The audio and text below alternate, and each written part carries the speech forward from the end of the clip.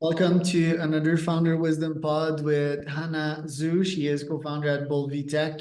We're going to talk about AI today. Hanna has a nice background, worked at ByteDance, the company behind TikTok. She also worked at Walmart, Tesla, and a whole bunch of companies. This podcast is presented to you by podbuyer.com. If you want to start your podcast and scale and monetize, you can go to podbuyer.com. Hanna, welcome to the pod. Tell me a bit more about yourself and about what you're up to nowadays. Hi, Charlie. Thank you for inviting me. So this is Hanna. I'm co-founder of Boolv Tech. So basically, we are a new startup, not that new. We have been running for 2 years, but we are mainly focusing on AI video generation for marketing folks. So that is, we are not purely AI video generator. We combine a lot of human-made resources and combining some AI resources nowadays to generate the best videos so that they are likely to go viral on TikTok, and they are more likely to convert when people showcase their new products with this new method, because everyone knows that short video is it's a form of the new age. So yeah, that's us. Let's start with your Tesla background. Like, how is Tesla using AI nowadays? We've seen Elon Musk's Grok, I believe, the chatbot. He's also building humanoid bots, apparently, that have AI features. And Tesla is analyzing imagery, I believe, for self-driving. So how is Elon and Tesla leveraging AI nowadays? I think we have been the earliest ones in the world to leverage AI for almost everything. So when I was there, that was, I think, it's like 6 or 7 years ago. At that time, I think we already have fully auto algorithm for car driving already. So we were more stuck in the policy, things instead of, technical obstacles. So yeah, so as I would say, we were the earliest ones in the world to adopt everything. But because I left for a long time, so I'm not quite sure. But I'm quite sure that when what I can say is when I was there, our algorithm, we have the best algorithm folks, engineers, and even me as a data engineer, I have to have some AI background. It was so weird. And nowadays I can see Elon is utilizing AI even more. I personally tried out Grok myself. I think to some scenarios it's better than GPT because it's more personal in conversation and it has more in-time knowledge about the word, because everyone knows that GPT has a kind of outdated knowledge sometimes. So yeah, so they're the role model of AI word. What about ByteDance and TikTok? Do they use AI behind the algorithm to know like what you want and what to show up on your feed? Oh yeah, of course. Yeah, that's how they earn that money, earn that big money. Actually, Biden started in China as Douyin. So that was an original version of TikTok in China. And they adopted quite early, and every single Chinese use that. So they gained, a bunch of data because China has a lot of people, So yeah, so I think they adopted everything. And then TikTok performed even better because yeah, it's a large foundation of data. I think it's still the same logic. Even though AI have evolved a lot, as long as you have the big data, you can do something remarkable. Yeah, especially in a niche or yeah, something like that. Very cool. And I guess that background at TikTok helped you launch your startup. You raised about $10 million. What features can we find on Boolv, and how are you distinguishing yourself from other AI video apps out there? Yeah. So this is a quite hot niche, especially this year because GPT landed out, so everybody is able to utilize some AGI, that is AI, as a general foundation. But we started like 2 years ago. I think we were lucky that we didn't really focus on training our own models. So I think that was a mistake for a lot of startups because when GPT overall, you're out of the game. There's nothing that you can do if you train some normal things, that the common knowledge and stuff.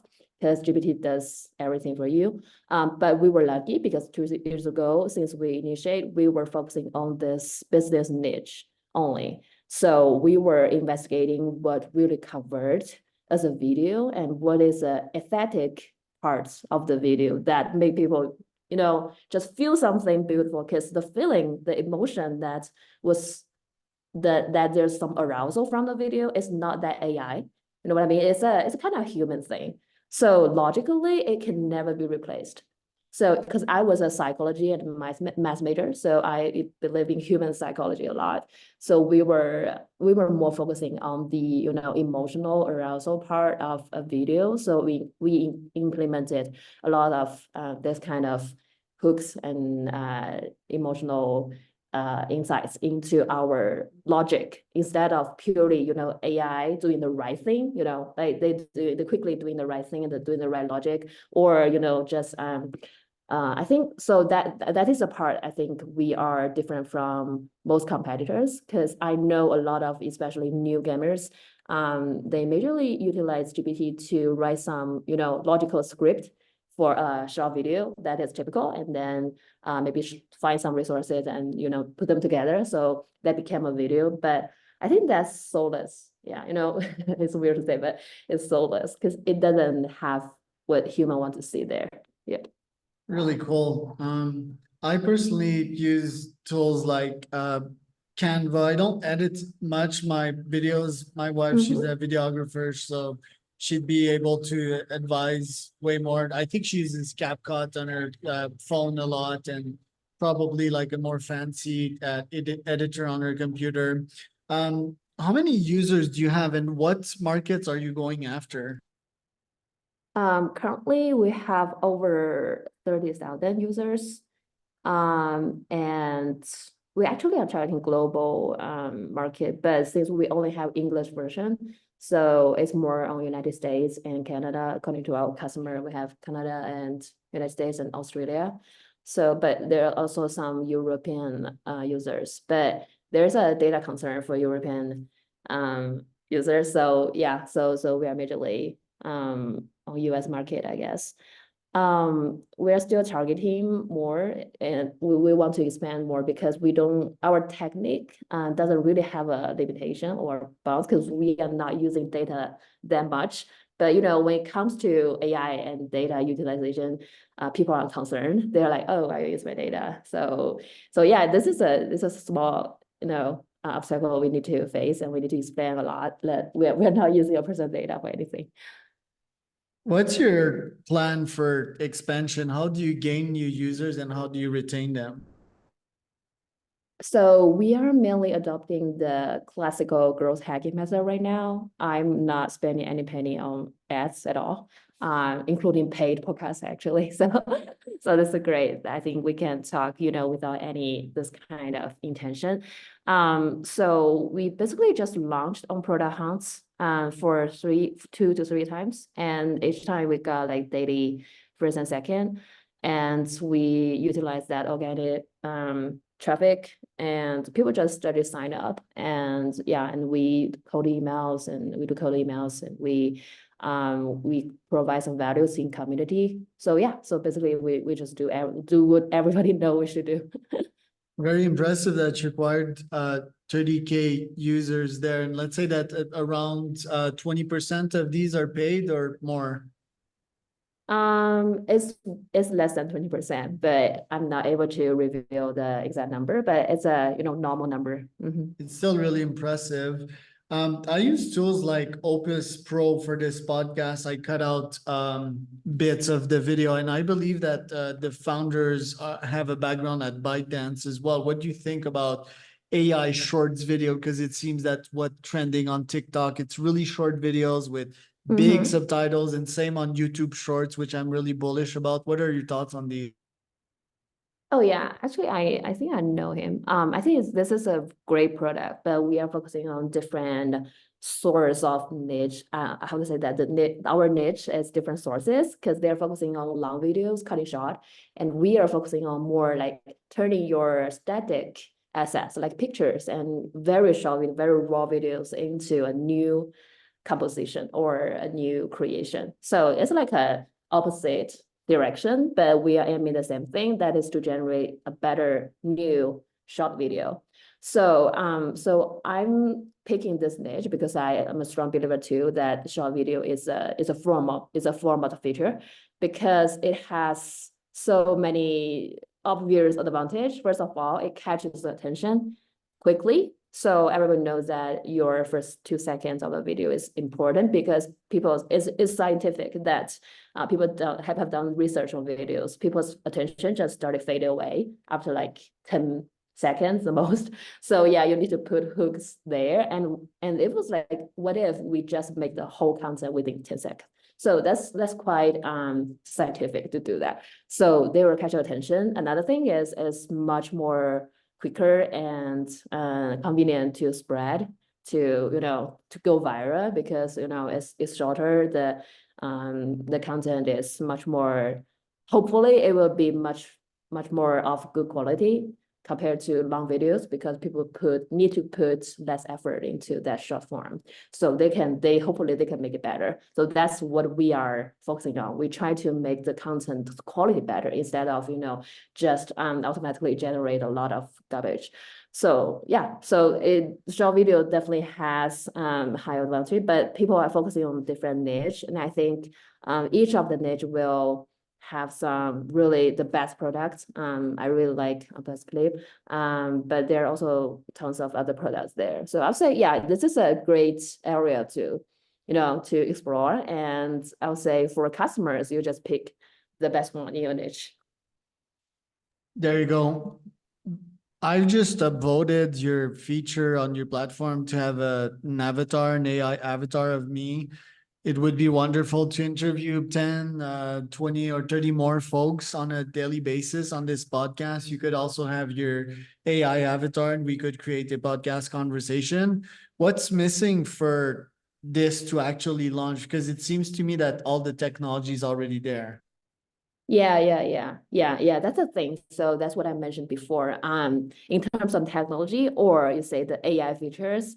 So as I said, I can say clearly, we didn't train our own model at all, because we are also a partner of Microsoft. So we are the earliest ones to adopt OpenAI's newest models. So for our products, I actually majorly have two forms. One form is what you see. It's like the isolated toolkits. So we almost have all the toolkit that you need as a independent usage, because I know a lot of creators, they want to put everything humanly together by themselves. So they just need a toolkit instead of any smart thoughts, either it's emotional or AI for you. So this is one part. Another part is the AI video generator. So for that one, it was more like a streamlined one-click video generation thing. So we put a lot of what I mentioned, unique things there instead of just algorithm and technology. So for example, you can see we can change your face or profile photo into a new thing. And then for that video, we will just directly based on like what we think, what we think is our AI think is a good video, and we will choose that whether we do that or not. So for a lot of videos goal, for example, showcasing their products, we don't adopt any AI, random changing that, because we have the logic that to showcase your product, it's better just to show in a real way, and you need to focus on the script, like which second it should come in. So there are different things for different video purposes. You tweeted a year ago, I think, that you were recruiting some prompt engineers. Like, have you recruited some prompt engineers, and any prompt engineering tips that you have for us today? Oh, that's a good question. So we are the role model of turning our AI engineers into prompt engineers. Yeah, that's what we did. So 3 years ago, I had over, I think that's 2 or 3 AI engineers, and also 1 or 2 backend engineers. And now all of them are prompt engineers. So yeah, they're pretty good and they're pretty smart. They learn super fast. And yeah, like I said, nowadays we don't train our model, but they are very good at implementing new stuff. What's on your goals list for this year? What do you want to accomplish? Definitely the growth and advancement of our AI video generator. Yeah, so I think the growth is on the track. So I'm focusing more on the marketing side, and but our focus is always the performance of our AI generator. We are a strong believer that's a good video is a good video. So there's a way to automate the good video instead of just random videos. There's not a lot of Asian female founders. Like, how can we get more of that? Um, that's a tricky question. Actually, I don't know. And I don't know why it's rare. I'm just Asian and I'm a founder, and I do have a lot of friends who are female and they are ambitious and they're smart. But I think female are more I don't know. I don't know. They have a lot of stuff to do. Maybe they are not focusing on founding a company, I guess. Is it because like tiger parents usually push for corporate careers and then you just get stuck in there and comfortable at 250K salary a year? Yeah, actually, I think that might be one reason. Yeah, because that's a situation, especially in Asia, because you can see in China and Korea and Japan too. So yeah, I guess so. I think this is such a pity because I had a lot of college friends who were smart and who were so good, but later they just disappear and they were like, oh, it's a family pressure or something like that. Yeah, so it's such a pity. But they're still doing great things, even though they are mothers and or they have different roles. Yeah. You live in Hong Kong, well, at least for now. Are you seeing more founders in Asia? And what about like Chinese founders? We usually don't hear much of those up until at least they found multi-billion companies like Tencent or Alibaba and Jack Ma and all of that. So what's the state of startup ship in Asia? Yeah, sure. Actually, I'm from China, and it's just our company is based in Hong Kong. So yeah, so I would say the rules, the gaming thing is different ecosystem, I guess. So because I'm familiar with those like Alibaba and Baidu's folks too. I think they are more like they're not it's not an ecosystem for startup that much because our resources are in those big giants' hands. So that's the situation in China. But I'm not saying that they don't have any opportunity there's no opportunity for startup, but they really need to collaborate with the big giants. And actually, if they do it well, they can get exclusive resources. I mean, they also have AGI, they also have a lot of, and they have a lot of people to do a lot of things. So yeah, it's a different ecosystem. It's not like the US. What I observe is the SaaS system is so robust, and for different, even the tiniest niche, there's something doing great things. So it's like a forest. It's not like so I think the Chinese market is more like a really efficient farm. So it's like for each niche, there's one people doing that, and they were having everything and they were creating everything. So that's China. But United States most like a forest. So even there's a river, there's a stream, there's a specific kind of mushroom, so it's like it's more friendly for SaaS. So that's why we are talking more on global, especially US market. But for Asia as a general, because I also have friends, founders who are from Korea, and Japan. I think for Japan is they have different situation. I mean, Japan is more focusing on traditional sales channels. That's what I know. But they create super great hardware products. So everybody knows that. So they're famous for hardware, but for software, I think it's more limited to sales channel. And Korea, I'm not quite familiar with. Yeah, I think that they're kind of silent in the ecosystem. Yeah. Will you raise some funds this year? No, not at all. We are focusing on our revenue growth. I think we'll not do that until there's a number target. Yeah. So growth focus, beautiful. Well, thank you, Hannah. Where can people find out more about you online? So yeah, we have this official website that is Boolv Tech. That's our company's official website, but our major product is Boolv Video, which is Boolv Video. So yeah, that's our official website. And I personally, I'm on Twitter and LinkedIn, and yeah, I'm more than happy to connect.